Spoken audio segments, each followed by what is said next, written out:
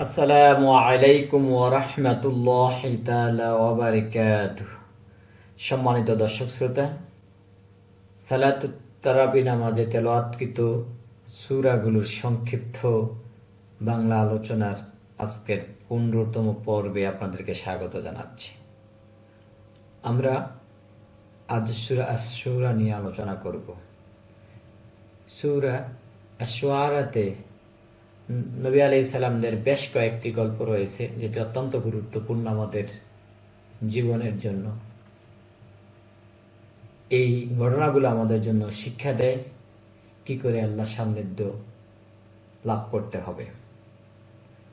হযরত মূসা আলাইহিস সালামের কাহিনীর মধ্য দিয়ে সূরার প্রারম্ভিকটা শুরু হয়। আল্লাহ নবী মূসা সিনাই পর্বতে আল্লাহর সাথে কথা বলতেন, তুর পর্বতে তিনি আল্লাহর সাথে কথা বলতেন। ফেরাউনের বিরুদ্ধে তার সংগ্রামের কথা এই সূরায় বলা হয়েছে। বনী ইসরাঈলদের সাথে তার যাত্রা বর্ণনা এখানে তুলে ধরা হয়েছে। এই সূরাতে ধৈর্য, অধ্যবসায়, আল্লাহর উপর আস্থার গুরুত্বর পাশাপাশি অহংকার ও অবিশ্বাসের পরিণতি সম্পর্কে বর্ণনা করা হয়েছে।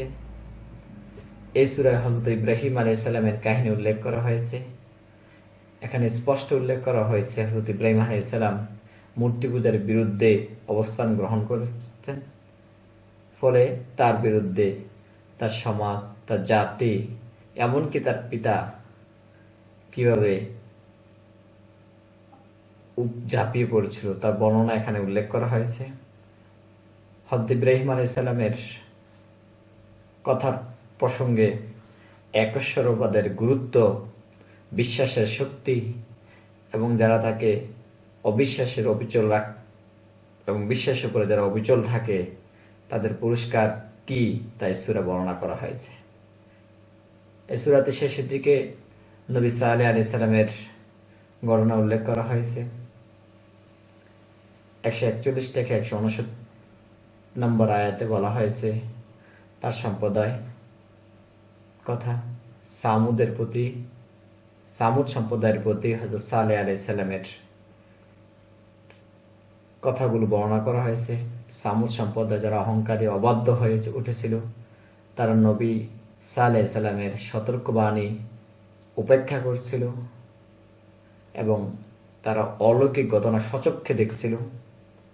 তারপরও সামুদ জাতি তা প্রত্যাখ্যান করলো। শেষ পর্যন্ত তাদের পরিণতি কি হলো, তাদের কিভাবে ধ্বংস করা হলো।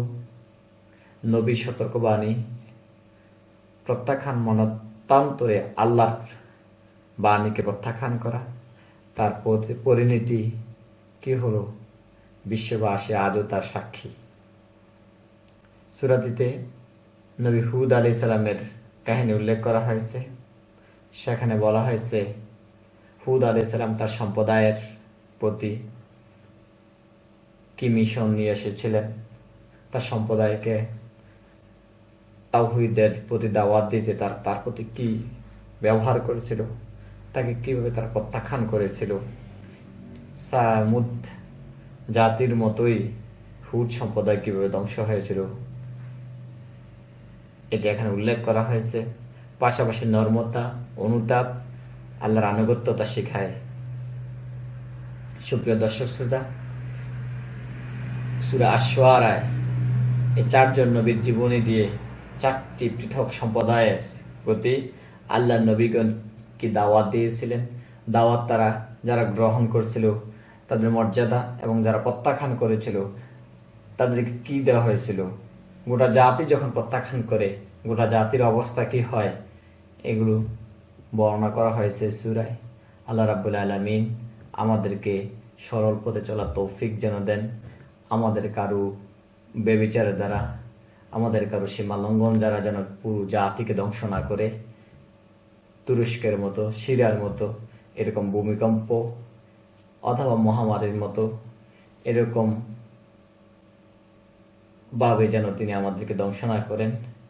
আমাদেরকে যেন আল্লাহ রাব্বুল আলামিন তার রহমতের ছায়াদলে আচ্ছাদন করে রাখেন, সে প্রত্যাশা করে সবার সুস্বাস্থ্য দীর্ঘায়ু কামনা করে আমাদের আজকের সংক্ষিপ্ত আলোচনা এখানে শেষ করছি।